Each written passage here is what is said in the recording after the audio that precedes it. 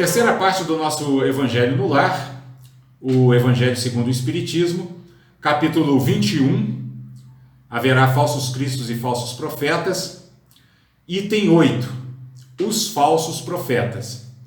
Este item já pertence às instruções dos Espíritos e é uma mensagem psicografada por Luís em Bordeaux, na França, em 1861, onde ele diz: se vos disserem o Cristo está aqui, não vades. Ao contrário, tende-vos em guarda, porquanto numerosos serão os falsos profetas. Não vedes que as folhas da figueira começam a branquear? Não vedes que os seus múltiplos rebentos aguardando a época da floração? E não vos disse o Cristo, conhece-se a árvore pelo fruto? Se, pois, são amargos os frutos, já sabeis que má é a árvore. Se, porém, são doces e saudáveis, direis, nada que seja puro pode provir de fonte má. Então aqui, o Espírito Luís segue desenvolvendo o tema principal desse capítulo 21 de O Evangelho segundo o Espiritismo, que é desenvolver a nossa habilidade de discriminar quando estamos lidando com um verdadeiro profeta, ou seja, com um mestre espiritual legítimo, ou quando estamos lidando com um falso profeta, ou seja, um pseudo-sábio, alguém que está se fazendo passar pelo que não é. E aqui Luís nos relembra aquela passagem de Jesus que estudamos no começo deste capítulo, lá no item 1, conhecei a árvore pelo fruto, né? E nós já vimos também ao longo desse capítulo que os frutos aos quais devemos atentar para perceber se um mestre espiritual é um mestre espiritual legítimo são os frutos morais, ou seja, são os frutos de compaixão, de equanimidade, de amor, de paciência, né? de altruísmo, de abnegação, de desinteresse, enfim, os frutos de todas essas qualidades que habilitam alguém a se tornar de fato um professor espiritual, né? E o Espírito Luís segue dizendo: é assim, meus irmãos, que deveis julgar, são as obras que deveis examinar. Se os que se dizem investidos de poder divino revelam sinais de uma missão de natureza elevada, isto é, se possuem no mais alto grau as virtudes cristãs e eternas, a caridade, o amor, a indulgência, a bondade que concilia os corações, se em apoio das palavras apresentam os atos, podereis então dizer: estes são realmente enviados de Deus. Então vejam, pessoal, que aqui o Espírito Luís detalha ainda mais quais são essas qualidades espirituais para as quais nós devemos atentar. E ele enumera aqui algumas: indulgência, amor, bondade. E olha uma coisa interessante: aquele que realmente se caracteriza como um mestre espiritual, ele concilia os corações, ele acalma, ele consola. Então, muitas vezes, as pessoas tendem a se impressionar com as habilidades do ser de produzir fenômenos extraordinários. Mas, na verdade, o mais extraordinário que um mestre espiritual legítimo pode fazer é o que Jesus fez. É trazer uma mensagem que concilia os corações e apazigua as mentes. Esse é o grande critério. Esse é o grande critério que está sendo aqui ensinado e reforçado ao longo de todo esse capítulo 21 de O Evangelho segundo o Espiritismo. E aí Luís vai dizer: desconfiai, porém, das palavras melífluas, desconfiai dos escribas e dos fariseus que oram nas praças públicas, vestidos de longas túnicas. Desconfiai dos que pretendem ter o monopólio da verdade. Então vejam, agora o Espírito Luís está nos dando o critério de identificação, o critério de discriminação daqueles que não são verdadeiros mestres espirituais, daqueles que, na linguagem do Evangelho segundo o Espiritismo, são os falsos profetas, E quais são eles? Aqueles que têm palavras melífluas, ou seja, palavras que não ensinam, que apenas seduzem. Há muitos seres que gostam de se fazer parecer sábios, né? Há muitos seres pseudo-sábios que têm muitas vezes uma habilidade oratória muito boa, sabem falar, sabem expor bem suas ideias, mas que quando nós observamos com um critério um critério moral mais rigoroso, nós percebemos por detrás dessa habilidade, muitas vezes, por exemplo, a busca de autorreconhecimento, o que não caracteriza um mestre espiritual. O mestre espiritual legítimo nunca está atrás de reconhecimento. Vejamos Jesus, o maior dos mestres, o maior exemplo de mestre espiritual.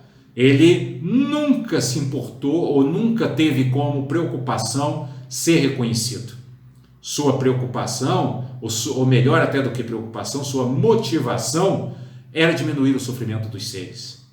E ele fez tudo o que foi necessário para deixar uma mensagem que propicia aos seres a oportunidade de reduzir suas aflições. Ele fez de tudo até o ponto de doar sua própria vida como exemplo de comportamento que precisamos ter para diminuirmos nossos sofrimentos e nossas aflições.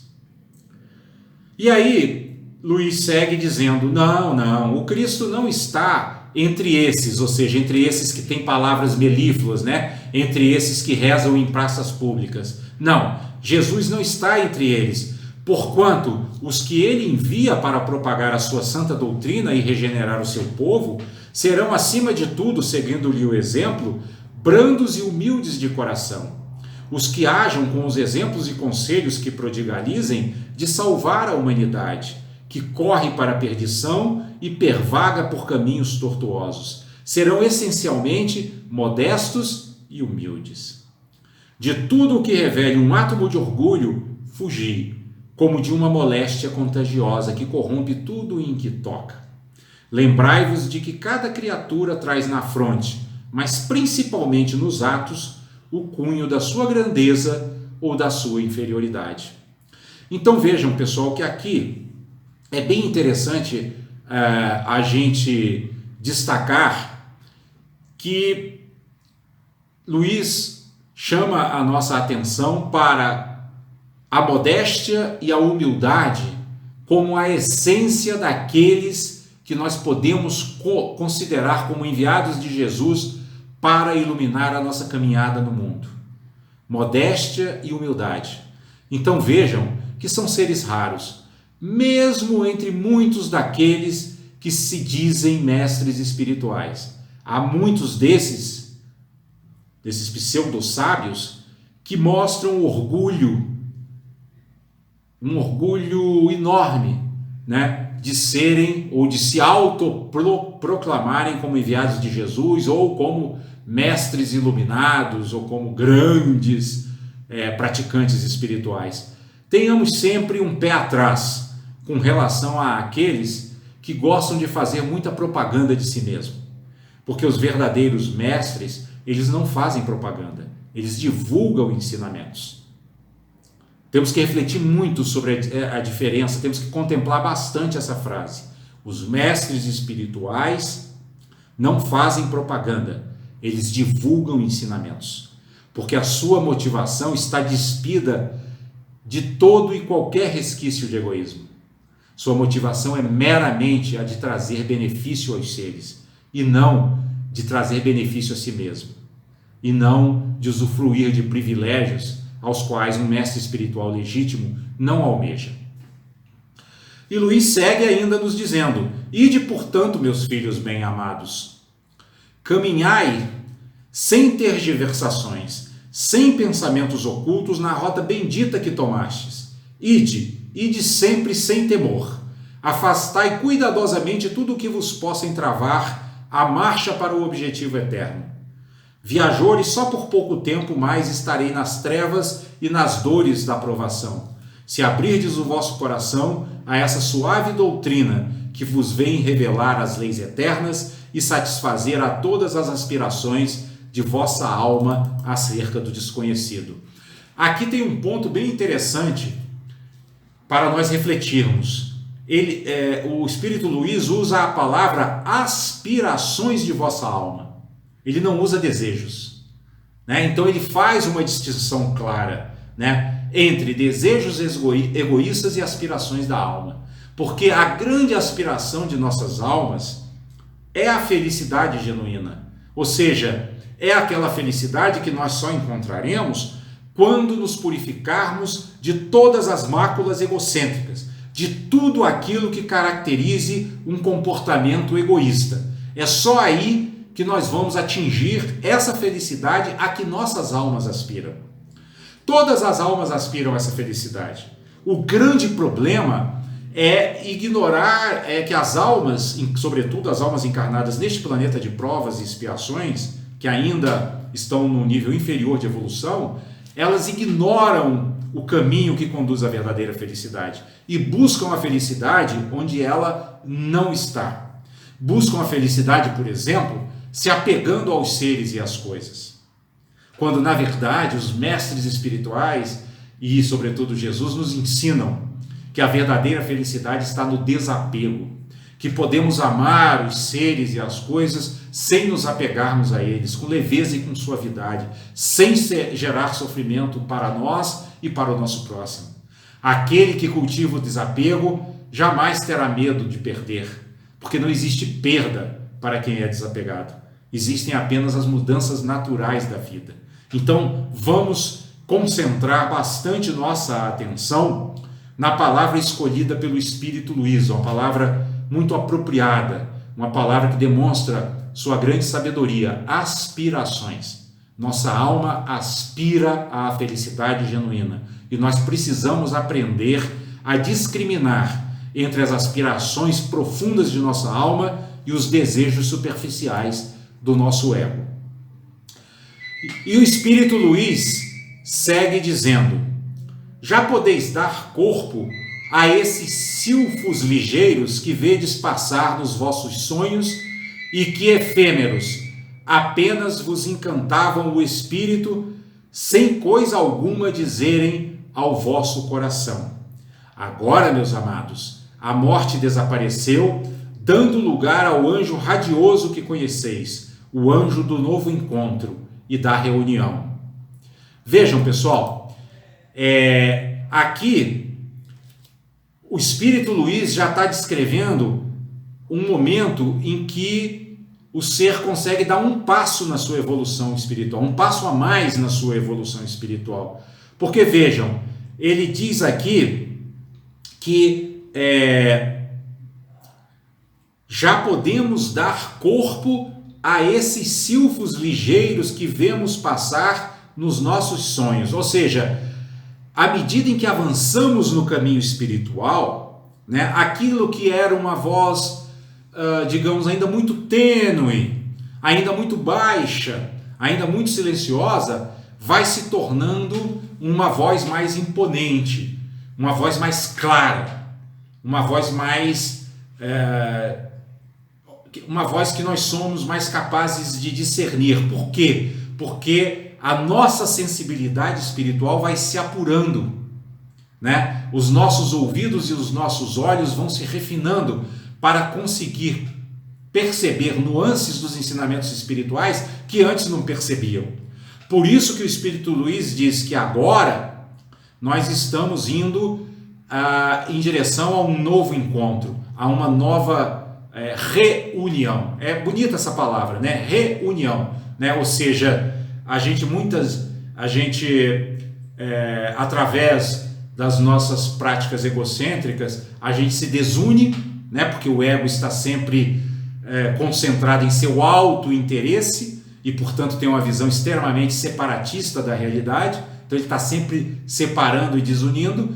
E os ensinamentos evangélicos, na medida em que nós avançamos nesses ensinamentos, na sua compreensão, né, no aprofundamento, né, da sua assimilação, nós vamos então nos reunindo de novo ao mundo, ao meio ambiente, ao planeta, aos seres, à família, até a nós mesmos, né, até a nossa mais profunda essência. Então é um belo caminho, né? Esse caminho que nos leva a nos reunirmos, que nos leva a desenvolvermos cada vez mais a experiência da unidade. E o Espírito Luiz segue: agora, vós que bem desempenhado haveis a tarefa que o Criador confia às suas criaturas, nada mais tendes de temer da sua justiça, pois ele é Pai e perdoa sempre aos filhos transviados que clamam por misericórdia. Ou seja, Deus perdoa aos que clamam por misericórdia. O que quer dizer isso? Que nós só começaremos a tornar a nossa caminhada mais leve na medida em que começarmos a nos focar na purificação das nossas emoções perturbadoras, das nossas imperfeições, né? Enquanto nós não iniciarmos esse trabalho de autopurificação, e não só iniciarmos, enquanto nós não, depois de iniciarmos, não intensificarmos esse trabalho, nós não vamos poder usufruir das bênçãos que emanam dos planos mais altos, porque nossos corações e nossas mentes estarão fechados, né? Não estarão receptivos a essas luzes que promanam das esferas superiores, né? Então, aqui é muito importante que a gente atente para essa recomendação do Espírito Luiz, né? As bênçãos chegam a nós na medida também em que nós as buscamos através de um trabalho intenso de autoaprimoramento. E Luiz conclui a mensagem dizendo: continuai, portanto, avançai incessantemente, seja a vossa divisa a do progresso contínuo em todas as coisas, até que finalmente chegueis ao termo feliz da jornada, onde vos esperam todos os que vos precederam. Vejam, pessoal, o termo feliz da jornada seria, provavelmente, aqui ele está nos dizendo a desencarnação, mas pode ser também considerada a perfeição espiritual, né? A desencarnação é o termo dessa curta jornada de seres humanos que a gente vive aqui na Terra por algumas décadas, né? E esse termo será feliz na medida em que nós tivermos aproveitado bem as oportunidades que a vida nos ofereceu para progredir espiritualmente. É por isso que Luiz nos aconselha: seja a vossa divisa a do progresso contínuo em todas as coisas. Ou seja, temos que progredir fisicamente, emocionalmente, mentalmente e espiritualmente. O ser como um todo tem que progredir, o ser como um todo tem que evoluir, para que nós desencarnemos com uma bagagem kármica mais positiva do que aquela que trazíamos quando nós encarnamos. E aí o que vai acontecer? Nós vamos desfrutar de condições favoráveis no plano invisível, aonde nós vamos adentrar após a desencarnação, e nessas condições mais favoráveis poderemos aproveitar também o nosso período lá na erraticidade, o nosso período nesse plano invisível, para também progredir e para ter um renascimento no planeta ainda mais auspicioso, um renascimento com mais oportunidades ainda de crescer espiritualmente. Ou seja, é aquilo aqui que nós já estudamos numa das mensagens do livro Palavras de Vida Eterna: melhorar para progredir e progredir para melhorar. Ou seja, à medida em que nos melhoramos, progredimos, e à medida em que progredimos, melhoramos. Então, o que Luiz nos deixa aqui como ensinamento hoje é que, abrindo os horizontes da nossa visão, ampliando a nossa visão, superando os pontos de vista estreitos, estaremos entrando num horizonte que se descortina à nossa frente como uma possibilidade infinita de crescimento em direção à perfeição espiritual e, consequentemente, à felicidade genuína, à felicidade perene.